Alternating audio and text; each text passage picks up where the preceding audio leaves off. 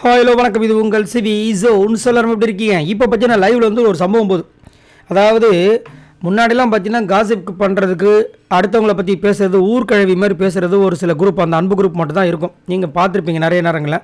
அதுக்கப்புறம் வந்து பார்த்தீங்கன்னா நம்ம விஜய் பவரும் திவாகர் பேசுவாங்க.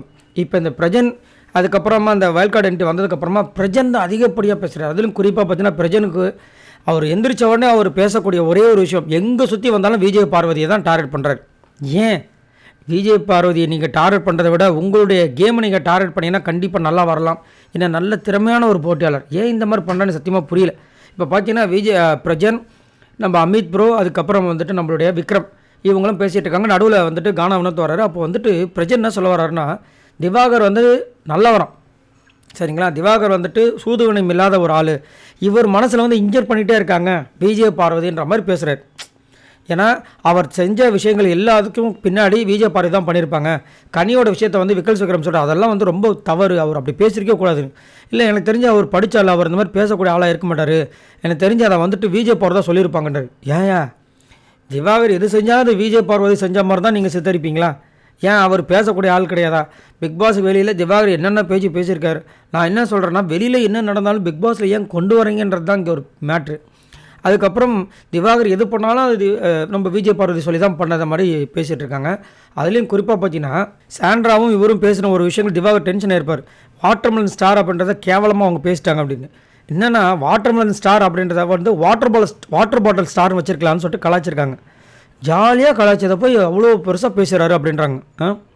ஒரு மனுஷனோட ஒரு இதுதான் நம்மளோட வாழ்க்கை, நம்மளுக்கு வந்து ஒரு ஸ்டாராக இருக்கும்ன்ற மாதிரி ஒரு எண்ணத்தில் வாழ்ந்துட்டு இருக்கிற ஒரு மனுஷனோட ஒரு பட்டத்தை வந்து நீங்கள் கேவலமாக கலாய்ப்பீங்க. அதை ஒரு ஜாலியாக எடுத்துக்கணுன்னா உங்களுக்குலாம் மனசாட்சின்றது ஒன்றும் கொஞ்சமாவது இருக்கா?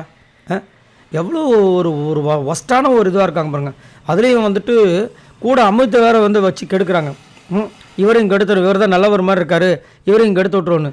இதில் இன்னொரு விஷயத்த சொல்லிட்டாங்க கிளியராக. அவங்க 3 பேரும் இன்றைக்கி நாமினேஷன் நடக்க போது, இவரை நாமினேட் பண்ணக்கூடாது, நாமினேட் பண்ணுறது வேஸ்ட்டு, அவரை அப்படியே விட்டுட்டா 2 வாரம் அவர்கிட்ட சரக்கு தந்துடும், அவரே வெளியே போயிடுவார் அப்படின்ற மாதிரி பேசுகிறாங்க. ஓகே, அதை ட்ரை பண்ணுங்கள், அது நல்ல விஷயம். இப்போ நாமினேஷனில் அவரை வந்துட்டு நாமினேட் பண்ணக்கூடாதுன்றது நல்ல விஷயம். ஓகே, ஏன்னா ஓட்டை வேஸ்ட் பண்ணாமல் நிறைய மிச்சர் உள்ளே இருக்காங்க, அவங்களாம் நீங்கள் போட்டு தூக்குங்க.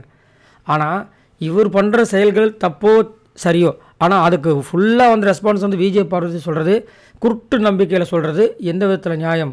இது வந்துட்டு அவங்க வந்து இன்ஜெக்ட் பண்ணுறாங்கன்னு சொல்கிறாங்களா? அப்படி கிடையாது. பிரஜன் தான் வந்துட்டு விஜய் பார்வதி பற்றின விஷயங்களை விக்கல் விக்ரமுக்கும் கானாவனத்துக்கும் இன்ஜெக்ட் பண்ணுறாரு, அமித்துக்கும் இன்ஜெக்ட் பண்ணுறாரு. அதை அப்பயே அமித்தும் கேட்டார், அது எப்படி நீங்கள் சொல்கிறீங்க, அவர் அப்படி சொல்லியிருக்க மாட்டார்னு நினைக்கிறீங்க அப்படின்ன உடனே கானாவனத் சொல்கிறார், பயங்கரமான ஆளுப்பா அவர், மோசமான ஆள் அப்படின்றார். அதுக்கப்புறமா பிரஜன் வாய முடிக்கிறார். ஒன்றும் சொல்கிறதுக்கு இல்லை. இதை பற்றி உங்களோட கருத்துக்களை சொல்லுங்கள். ஏன் எப்போ பார்த்தாலும் பிரஜனுக்கு விஜய் பார்வதியை கண்டாலே பிடிக்கல? மறக்காமல் கமெண்ட்ஸ் பண்ணுங்கள். பாய் நண்பர்களே.